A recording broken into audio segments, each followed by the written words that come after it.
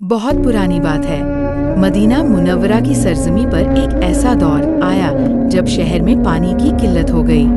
गर्मी अपने चरम पर थी, कुएं सूख गए थे और लोगों के पास ना पीने का पानी था, ना अपने जानवरों के लिए। उस वक्त मदीना में सिर्फ एक ही कुआं था, बीर ए रुमा, जो एक यहूदी आदमी की मिल्कियत में था। वो यहूदी उस कुएं से पानी निकालता और मुसलमानों को महंगे दामों में बेचता। जो अमीर थे वो किसी तरह खरीद लेते, लेकिन गरीब लोग बूंद बूंद को तरस जाते। उस वक्त के मुसलमानों का दिल तड़प उठा, लेकिन कर भी क्या सकते थे। इसी बीच एक दिन नबी करीम सल्लल्लाहु अलैहि वसल्लम मस्जिद नबवी में खड़े हुए और फरमाया, जो शख्स बीर रुमा को खरीद कर अल्लाह के रास्ते में वक्फ कर देगा, अल्लाह ताला उसके लिए जन्नत को वाजिब कर देगा।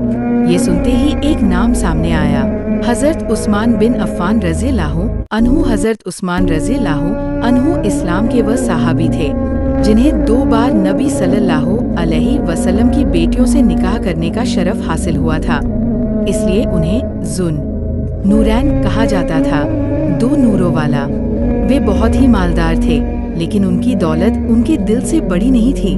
वो सीधा उस यहूदी के पास पहुँचे और कहा, क्या तुम ये कुआं मुझे बेचोगे? यहूदी हंसकर बोला, नहीं, ये कुआं मेरी कमाई का जरिया है, मैं इसे नहीं बेच सकता। उस्मान रज़ियल्लाहु अन्हु बोले, तो फिर आधा हिस्सा बेच दो।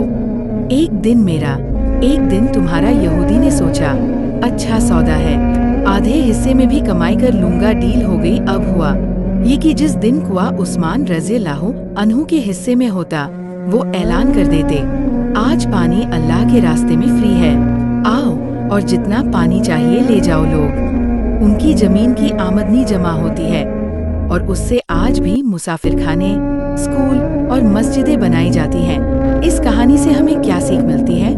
दौलत वो नहीं जो तिजोरी में बंद हो, दौलत वो है जो जरूरतमंद के काम आए। दरियादिली सिर्फ माल से नहीं होती, दिल से होती है। अल्लाह के रास्ते में जो खर्च करता है वो कभी घाटे में नहीं जाता। तो चलिए आज से हम भी कोशिश करें कि हमारी दौलत, वक्त और हुनर अल्लाह के रास्ते में लगे, क्योंकि जो दुनिया में देता है वही आखिरत में पाएगा।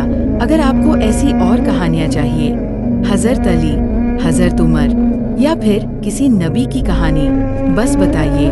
उस दिन भर भर कर पानी जमा कर लेते। अगले दिन जब यहूदी की बारी आती, कोई आता ही नहीं।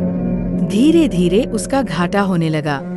मजबूर होकर उसने कहा, उस्मान, बाकी आधा हिस्सा भी खरीद लो। उस्मान रज़ियल्लाहु अन्हु ने बिना कोई मोलभाव किए पूरा कुआं खरीद लिया और फिर हमेशा के लिए अल्लाह के रास्ते में वक्फ कर दिया। ये तो एक मिसाल थी। एक और वाकया सुनिए। एक बार मदीने में अकाल पड़ गया, खजूर के बाग सूख गए, बाजार बंद हो गए, लोगों के पास खाने को कुछ नहीं था। उसी वक्त शाम, सीरिया से हजरत उस्मान रज़ियल्लाहु अन्हु का एक बड़ा काफिला आया। 100 ऊँटों पर लदा हुआ अनाज, खजूर, घी और जरूरी सामान। जैसे ही खबर फैली कि उस्मान का काफिला आ चुका है, मदीना के ताजिर, व्यापारी उनके पास पहुँचे। कहा, हम आपसे ये सारा माल खरीदना चाहते हैं, जो कीमत कहोगे देंगे। उस्मान रज़ियल्लाहु अन्हु मुस्कराए और बोले, मुझे इससे बेहतर मुनाफा देने वाला मिल चुका है। ताजिर हैरान, बोले, हम मुनाफे से दुगना देंगे। उस्मान रज़ियल्लाहु अन्हु बोले, मुझे तो 10 गुना मुनाफा मिला है। अब सब परेशान, कौन है जो 10 गुना दे सकता है? उस्मान रज़ियल्लाहु अन्हु ने फरमाया, मेरा रब अल्लाह, उसने वादा किया है, जो अल्लाह के रास्ते में खर्च करता है, अल्लाह उसे 10 गुना तक लौटाता है। और फिर उन्होंने सारा सामान मुफ्त में गरीबों में बांट दिया। कोई हिसाब नहीं, कोई नाम नहीं, बस अल्लाह के लिए। आज भी जानकर हैरानी होगी, हजरत उस्मान रज़ियल्लाहु अन्हु ने एक वक्त मस्जिद नबवी की तौसी, विस्तार के लिए अपनी जायदाद का बहुत बड़ा हिस्सा दान कर दिया था। उनका दान इतना बरकत वाला था कि आज भी सऊदी अरब में उनके नाम से एक बैंक अकाउंट है, जिसमें